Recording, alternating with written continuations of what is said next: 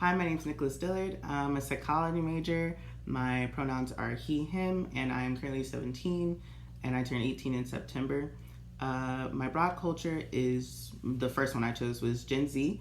I feel like I am kind of a very good example of what Gen Z is about. We're very loud and proud about our generation and not really able to care what other people think most of the time because we're trying to get stuff done most of the time and not really worried about what people think or how we get to that point.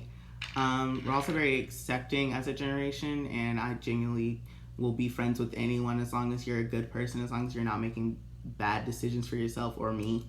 My second broad culture is I am a theater kid. I love the theater. I love acting, performing, singing.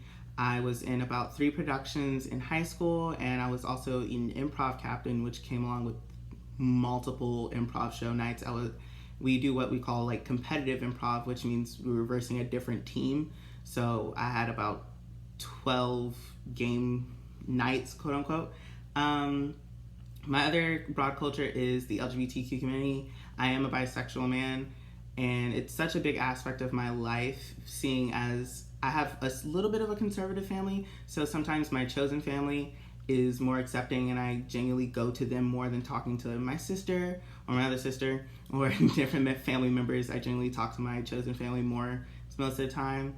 And my last broad culture is I am Black, and that's such a big, important part of my life, and such a good moment to really accept and be prideful of, especially in the times we are in around now.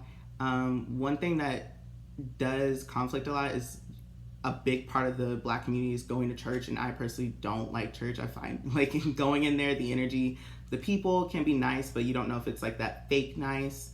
And people really expect you to be so loving towards your family, even though I feel like some family you don't need to love, and some family you don't need to talk to at all because they do bad things.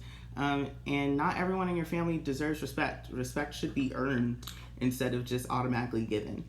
My icon that I chose was Doja Cat. Reason being, I feel like she's such a confronting artist. She doesn't care what people think, and she will automatically call people out on BS and will deny things or won't do things that her fans want. And it's just such a good role model for people nowadays. She's not a people pleaser. She's pleasing herself as an artist. Like, she's putting out what she wants, and I feel like people nowadays need to focus more on that, putting out what you think, putting out your best work and what you think is good instead of doing what other people think or want from you.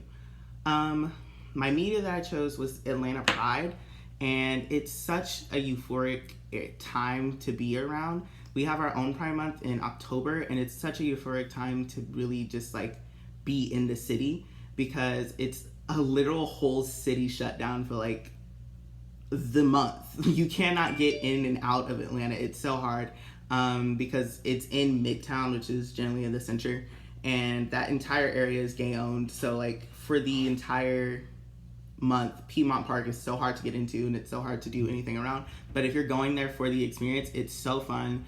My first time was in 2019, which is when Kesha performed, and it was my first one, and it was my first one in a big group as well. So we all went, we all had so much fun, and it was safe, which is a good thing.